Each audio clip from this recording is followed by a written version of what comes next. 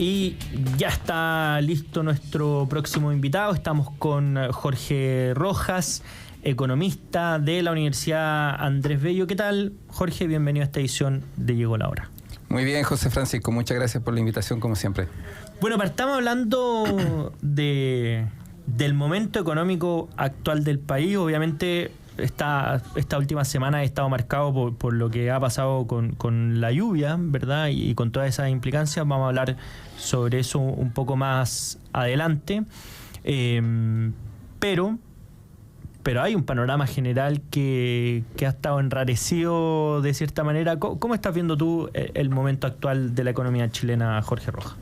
Mira, la verdad es que ya hemos visto las últimas informaciones respecto del Producto Interno Bruto trimestral, ¿cierto? Y los resultados son malos dentro de lo que se esperaba, pero el país está claramente en una situación de desaceleración económica y me da un poco la sensación de que la clase dirigente, digamos, de cierta forma están preocupados de cuestiones del pasado.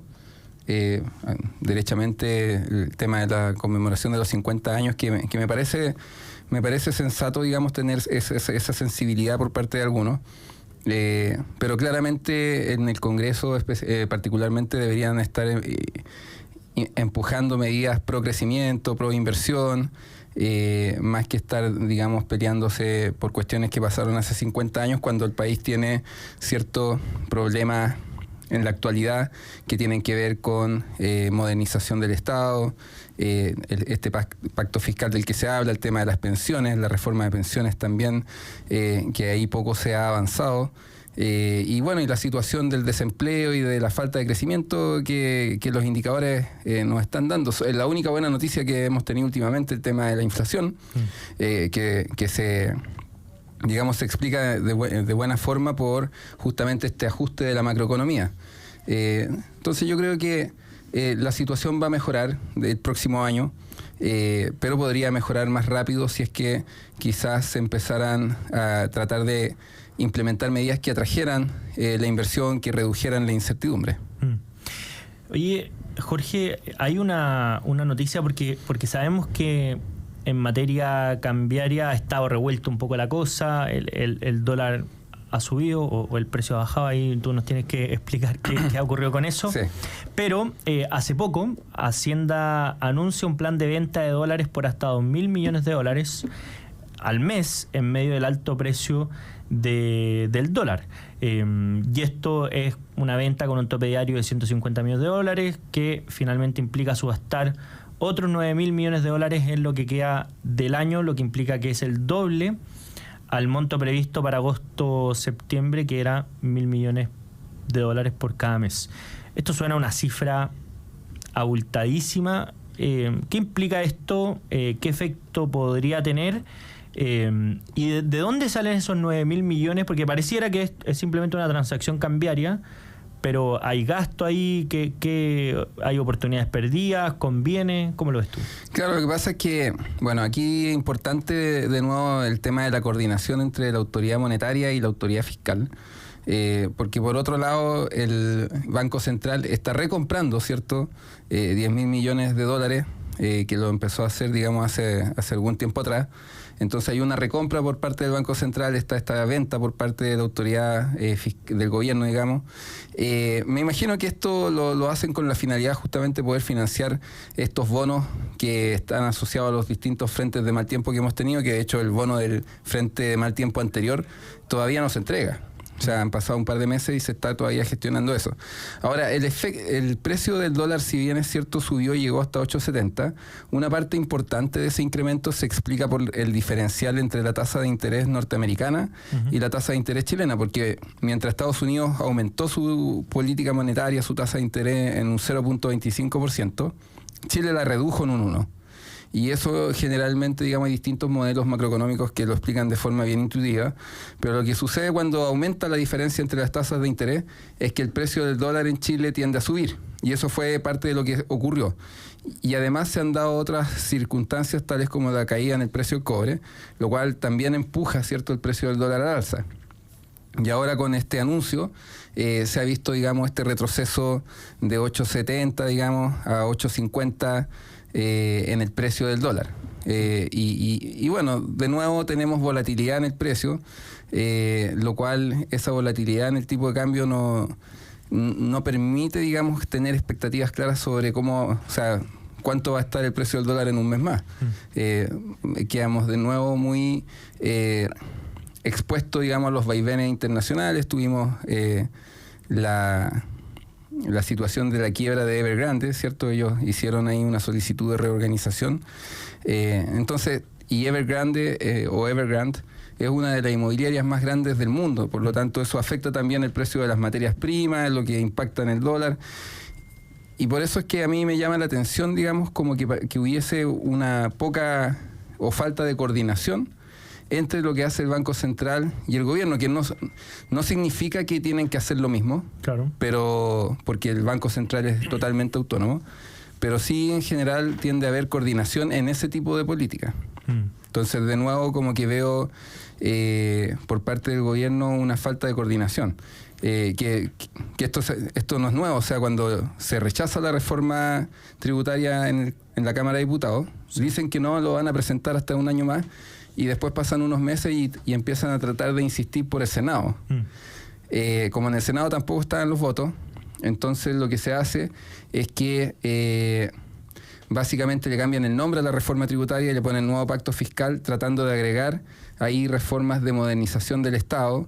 Entonces, no sé, yo la verdad es que creo que el foco debería estar en recuperar el crecimiento y ojalá no apuntando a que sea solo positivo o que sea de un 2%, sino que volver a crecer a una tasa del 5 o 6%, que es la mejor medida de poder redistribuir riqueza y de poder generar más prosperidad.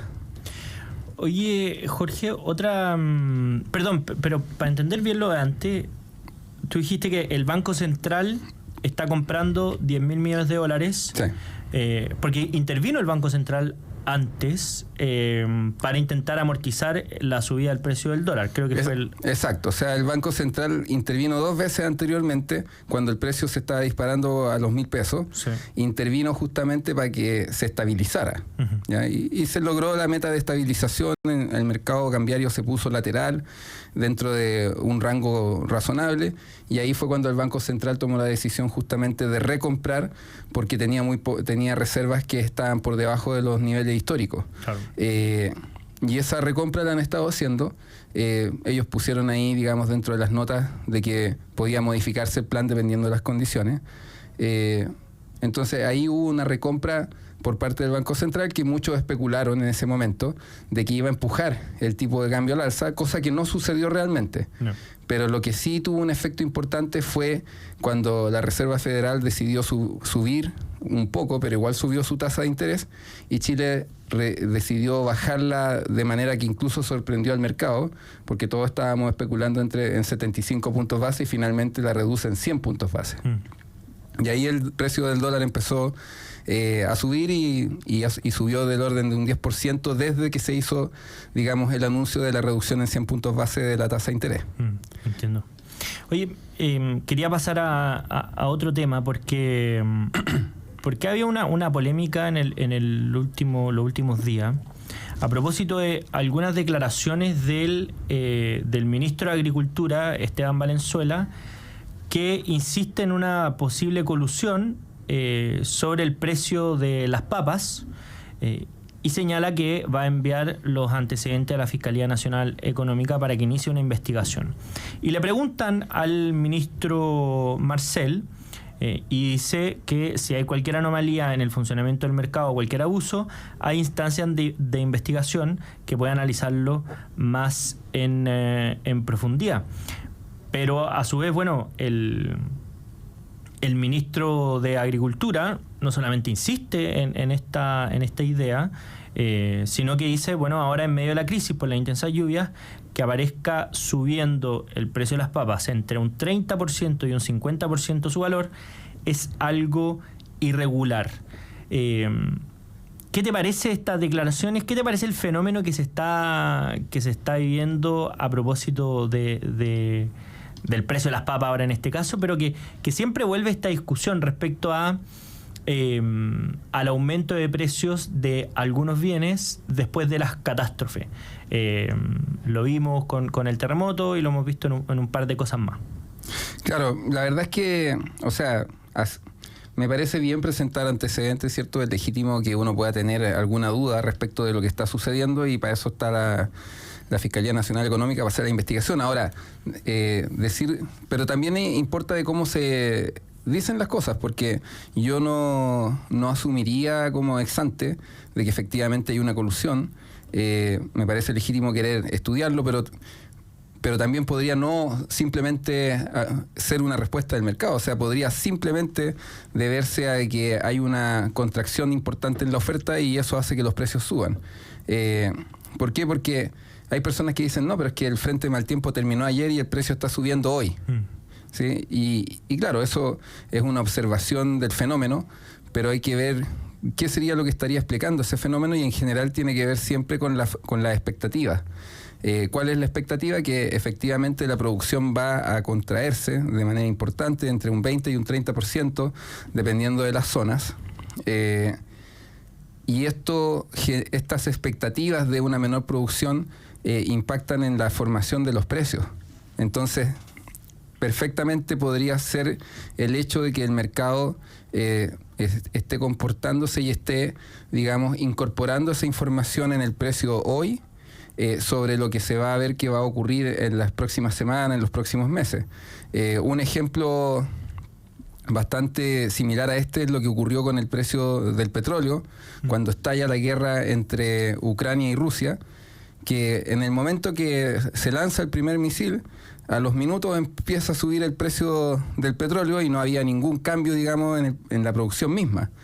¿Y por qué se generan esos cambios? Por las expectativas que se generan respecto de la escasez relativa que va a tener el bien. Y por lo tanto eso impacta en el precio.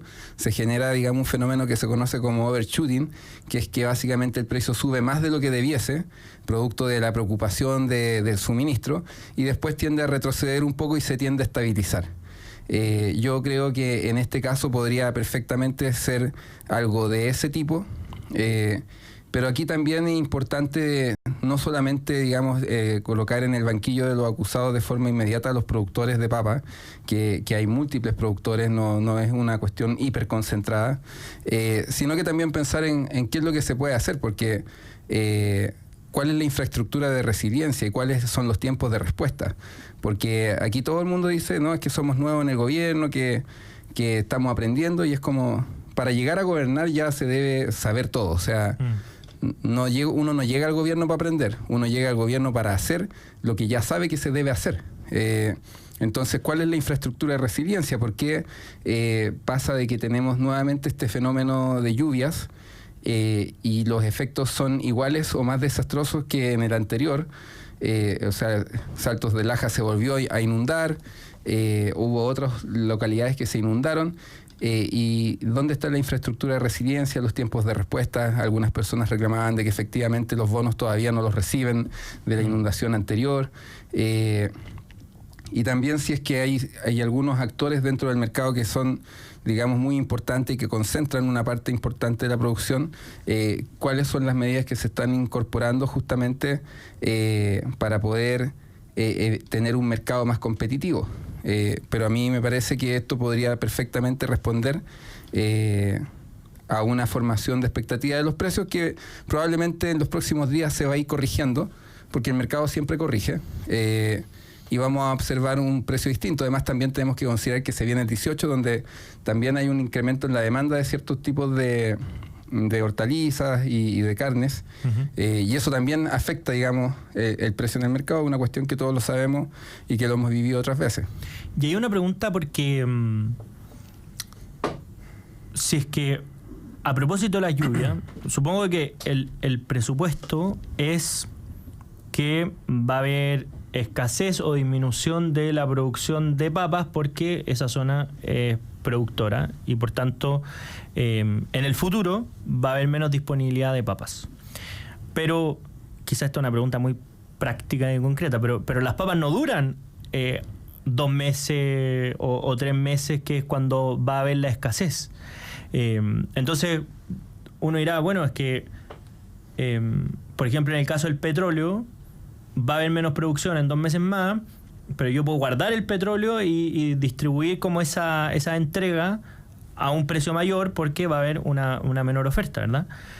Pero en el caso de que yo sé que no va a haber mayor producción, pero yo no puedo guardar lo que tengo hasta ese tiempo. Claro, o sea, hay límites, ¿cierto?, en la capacidad de mantener inventario de papas, por ejemplo. Sí. ¿Por qué de igual manera se produce el alza de precios? Es porque, en el fondo, si yo soy productor y estoy produciendo constantemente, sé que voy a producir más adelante menos, intento como cargarle al precio actual lo que voy a dejar de producir para que en el fondo pueda seguir existiendo, ¿no?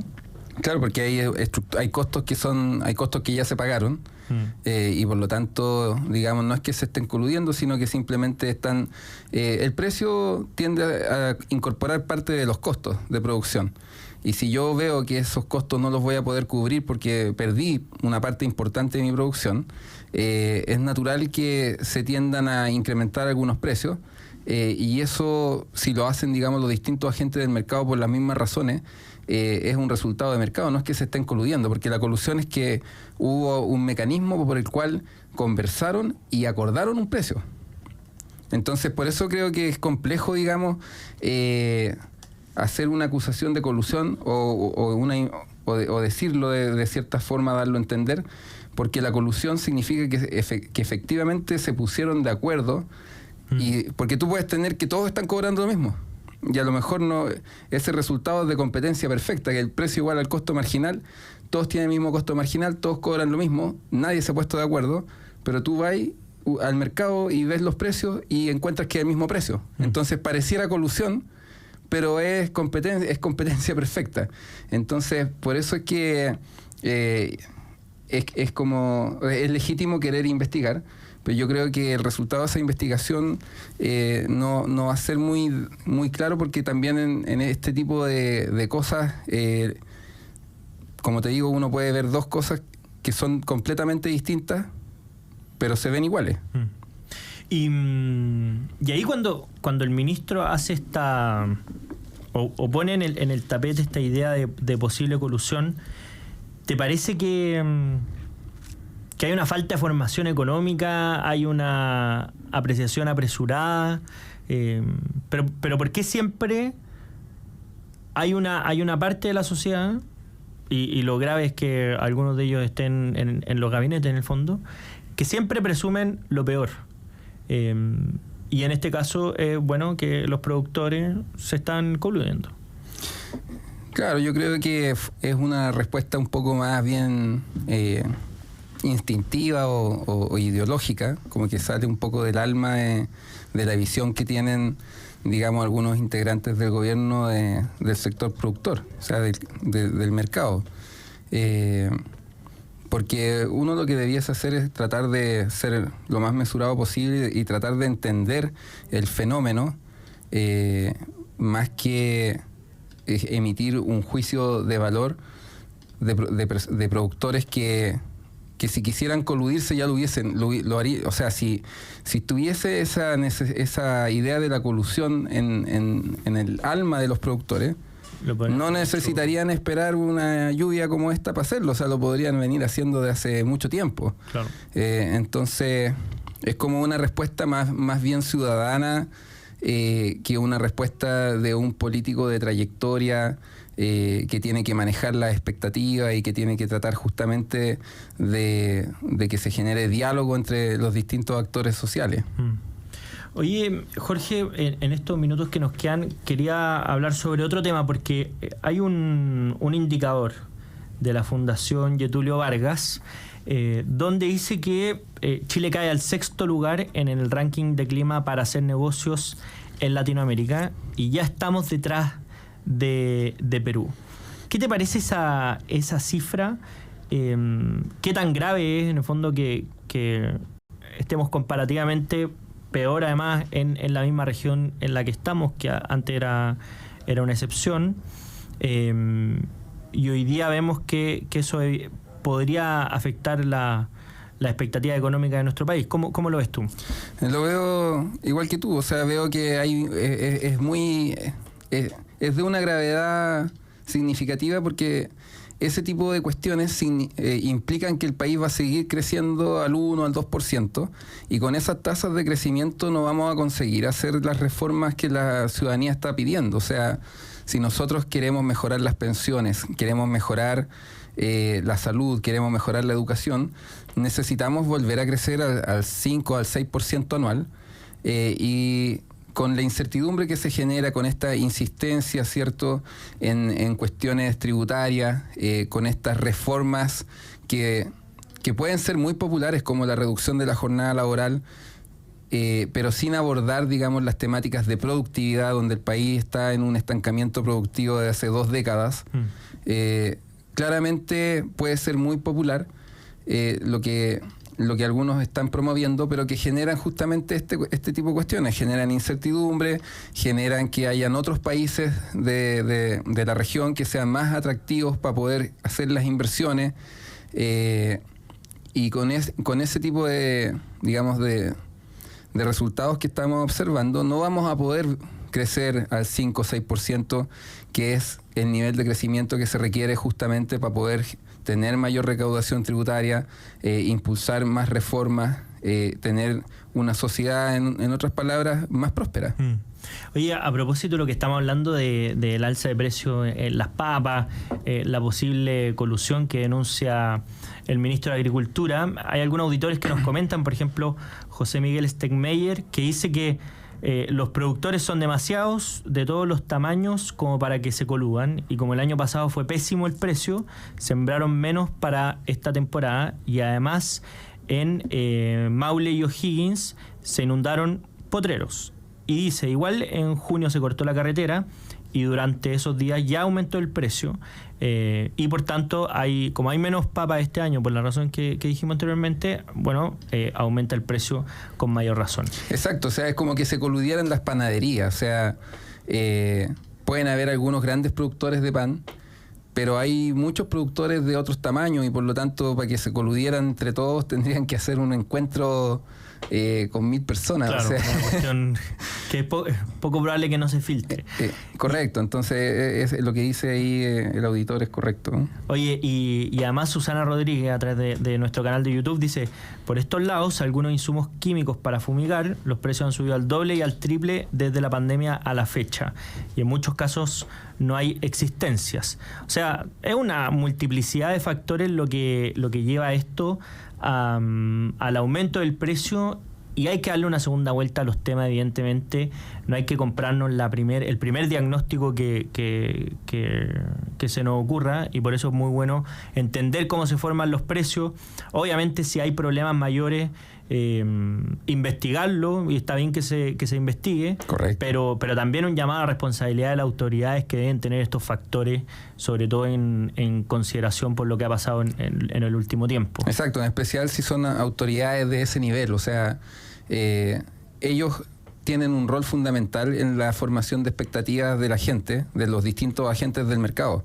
Entonces, o sea, imagínate tú si el presidente del Banco Central dijera, no sé, que se incendió la Casa Moneda, que no van a suministrar más monedas, o sea, impacta de forma significativa las expectativas, y eso tiende a mover, digamos, la economía en distintas formas. Entonces, por eso es que en general los ministros, los presidentes de los bancos centrales son tan cautelosos con las cosas que dicen, o por ejemplo el ministro de Hacienda, don Mario Marcel, que siempre ha estado diciendo que lo peor de la situación económica, de la desaceleración, ya pasó, y eso lo hace porque si él dijera, no, en realidad lo peor ya viene, o sea, la afectación de expectativas sería salvaje. Entonces, cuando él dice que lo peor ya pasó, a pesar de que uno puede estar en desacuerdo, uno entiende por qué lo hace, porque es el ministro y tiene que manejar las expectativas. Entonces, esas expectativas deben manejarse siempre con todo tipo de cosas, y yo creo que los mercados chilenos, si bien es cierto, tienen imperfecciones como todos los mercados, también no son las empresas y son los productores los que mueven, y por lo tanto no me parece adecuado, ¿cierto?, estar colocándolos en el banquillo de los acusados como tan rápidamente, si claro. Han pasado horas de que terminó el frente mal tiempo. Es un muy buen punto. Bueno, estamos conversando con Jorge Rojas, economista de la Universidad Andrés Bello. Nos vamos a ir a una breve pausa y a la vuelta vamos a seguir conversando con Jorge y también con nuestro próximo invitado. No se vaya.